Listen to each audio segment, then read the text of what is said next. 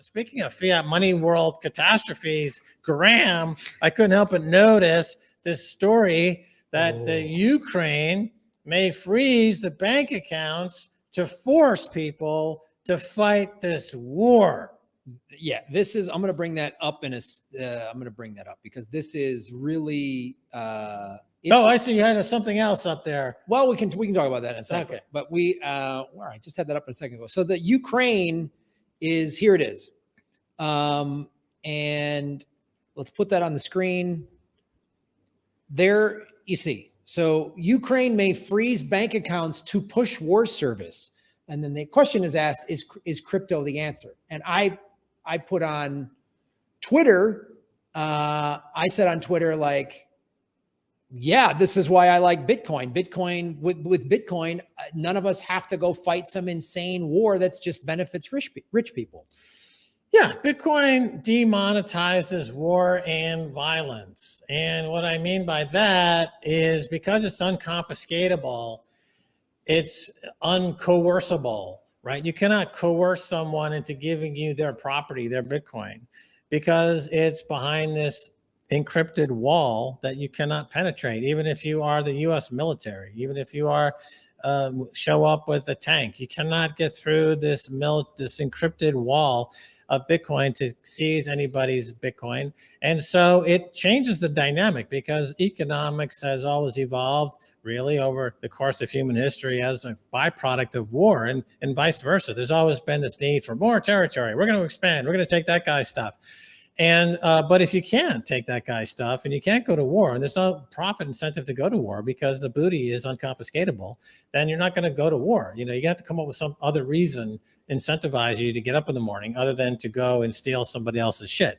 And so it disincentivizes war and it monetizes peace and love, because then what people will come out with and do is, in order to get some Bitcoin, they'll exchange something that would be considered of value.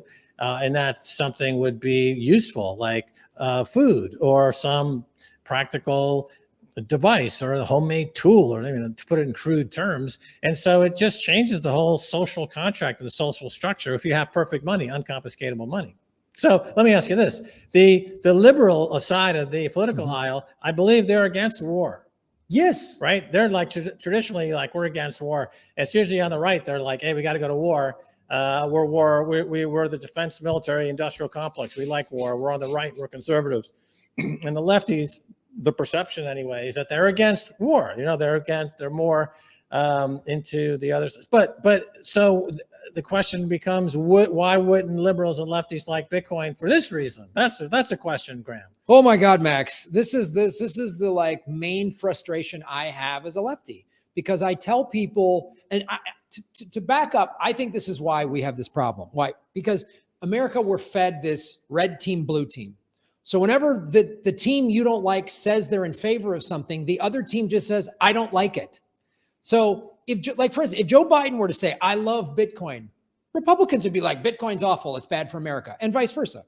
So, and this is the thing I tried, and I even got some pushback from some lefties that follow me on Twitter after I posted this. They're like, why are you pushing this Bitcoin thing? And I said, first of all, when they say that, they don't understand what it is. The central banks, one of the reasons I'm a Bitcoiner, the central banks love war. They profit from war. One of the biggest things you get out of a war is debt, because usually both sides have to keep borrowing money to keep the war going. And the banks are like bookies. They just want everybody betting on both teams. They don't care. No. And this is the thing. If a government can seize your bank account and say you have to go fight some ridiculous war that only benefits rich people, that's where Bitcoin comes in. And I don't understand. And I really lefties that watch my channel that are watching this is why Bitcoin is anti-war. It's anti-central banks. I mean, most lefties and all over the place are in favor of like freedom of speech. Like Julian Assange is in prison because of the American empire, doesn't like that he called out their crimes. Well, let's talk about what the IMF did when he was staying in the Ecuadorian embassy. The IMF, which is a the financial muscle of the American empire, said, hey, Ecuador, we have a $500 million, loan stimulus we're going to give you, provided you give up Julian Assange. Well, guess who gave up? And now he's in Belmarsh prison. So that's how the central banks flex their muscle, and they make profit from war. And this is why every lefty should be a Bitcoiner, because it's anti-war. Yep. And so Ukraine is a good example. And the Canadian truckers, of course, that's a good example. But with Ukraine, this is something that had all of their wealth been put into Bitcoin, it would not have been seized, right? And that's a very important element to keep in mind. And I think going forward, as the world gets more involved in these wars, that people who might not want to go fight a war, and as you point out, the war is really for the benefit of the banks. They're not ideologically positioned to philosophically, one side is morally right, the other side is morally wrong. No, they're both on the side of the bankers. The bankers are the bookie, and you're just dying for bankers' stimulus checks, essentially, or money printing. That's the cause of all wars today, is to just print more money. So if you have your wealth in Bitcoin, then you're putting a line in the sand. You're cutting the connection between war and money, because you're separating war from money from the state, which is a very key part of the Bitcoin story, is that you're separating the state from money. And the state typically has been in the money business now for 300 years or more, as we kind of came out of the Middle Ages and into the modern nation state era. It became really the modern central bank era. And this is been the story now for 300 years. And the state wants people to believe that only they can issue money, and only they can recognize money, and only they can define what money is. But money existed before the state. Money existed for 100,000 years before the relatively new invention of the nation state and the central bank. And money will exist after the nation state goes away, because of Bitcoin is disintermediating or putting the nation state and the central bank out of business. So money existed before the nation state. Bitcoin separates the state from money. Bitcoin kills the state. Effectively, that's the three-step process. And I think that's the people in Ukraine and the Ukraine war. And this is all going on. And if, the Canadian truckers, another example of how Bitcoin played a role in that conflict. The Canadian truckers were not great at actually storing their Bitcoin, et cetera. So it wasn't as great as it could have been had there been a little bit more knowledge in terms of how to handle Bitcoin, how to store Bitcoin, et cetera, and to go into it fully aware with the Bitcoin. They came into Bitcoin mid-battle, I would say, kind of on the fly as things started to get unruly there. But that's an important lesson going forward, is that if in fact, getting back to the activists out there, activists, again, typically you would equate activism with the left. You have environmental activism, you have civil rights activism, you have different activist groups. Well, if these activist groups are all into Bitcoin, then their treasure that they have to fund their activism is unconfiscatable. So that would be a huge benefit. Well, you make up great points. And I'm going to propose a scenario.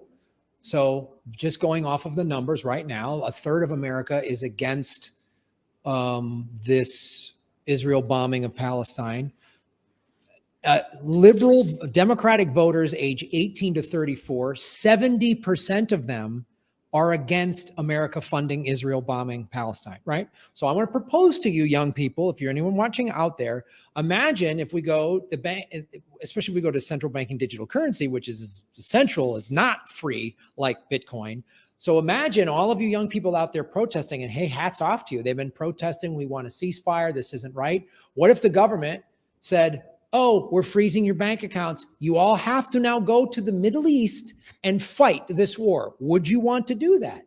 If you owned Bitcoin, you could say, I ain't fighting for you at all, because they could and they would and they might do that.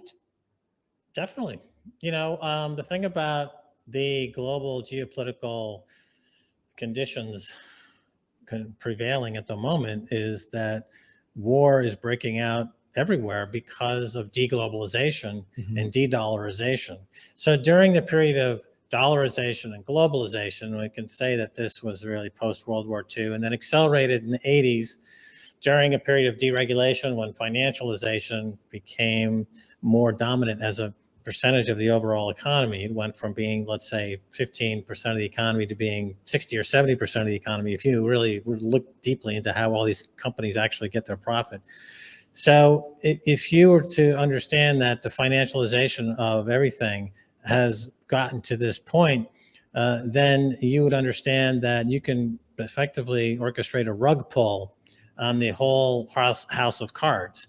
All activists have a common cause and a common enemy. It started with Occupy Wall Street. Occupy Wall Street was an interesting protest because it went after the banks on Wall Street. And that was the first time, to my knowledge, where activists, were looking more at the root cause of the issues that they were taking exception with. If we can cut off the funding, then that would be an effective campaign.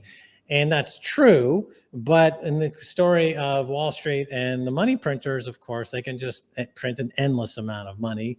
And so it's impossible to really wage an effective campaign. But in the case of Bitcoin, when you're effectively orchestrating a rug pull on the system, because you are defunding the central banks by putting capital into Bitcoin, so that capital ends up going into this unconfiscatable perfect money Bitcoin, and the folks that are in the business of printing all that money eventually just melt down. They're melting down anyway, right?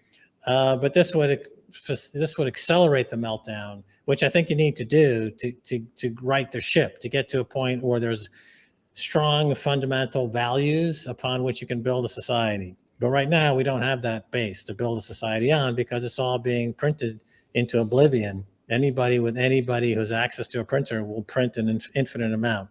And so you have a dysfunctional society. And that's happening all over the world. So everyone around the world, every conflict has a common enemy, and that is the central banking cartel.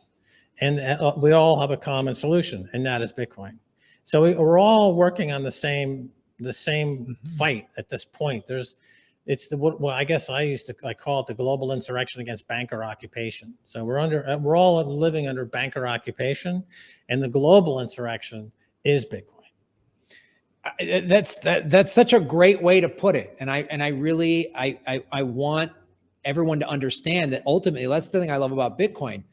We're all on the same team with Bitcoin. We all see the problem. We all see the problem as the central banks and how they're used and how the states use them to muscle us and to put us into servitude and all that stuff. And like, it's such a solution. And again, if you don't get it at first, it's all right. I did not get this at first. I literally did. I was like, I first heard about it 2018, 2017. And I was like, what, man? Like, come on. This is whatever, unicorn, digital hacker money. I didn't know what this was. And the more you learn about something, like the more you start to understand it. And it's funny. Around my friends and family, I'm probably the most knowledgeable about Bitcoin. But here in this space, I'm the least knowledgeable. And that's a good thing. I want to be more knowledgeable. I want to learn. I've learned more about it just in being here, just in doing this show. And that's what you should want to do. And the more you understand it, the more you see how powerful it is. Yeah, it's like different than being, let's say, a stockbroker or a lawyer, where the more you know, the better you're at doing the job, but the worse you feel about yourself. Right? It's like, oh, I want to be a more successful investment banker. I mean, I'm going to have to get into a higher level of committing massive fraud. Or I have to know more about how the legal system works so I can get the loopholes for the clients who are paying me the big bucks. So it's an inward soul crushing experience to succeed in the fiat money world. With Bitcoin, it's the opposite. The more you learn, the better you feel about yourself and the better you feel about the prospects for others. It's a much more hopeful feeling that you get. And of course, here in El Salvador, where Bitcoin is legal tender, and it's really very common conversation point to talk about Bitcoin, you have a double whammy. You have a double impact because you have the whole country is like leaning in that direction as well. So you have that going at the same time. But this is one of the great things about Bitcoin is that it's like being a kid again. Where you find out what can I build with this Lego set? Can I build a rocket? Can I fly to the moon? I don't know. Let's see.